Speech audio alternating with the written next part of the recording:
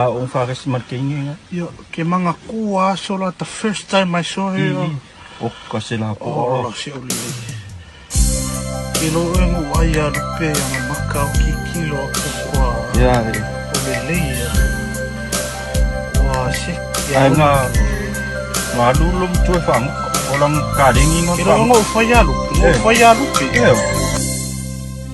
Sawi o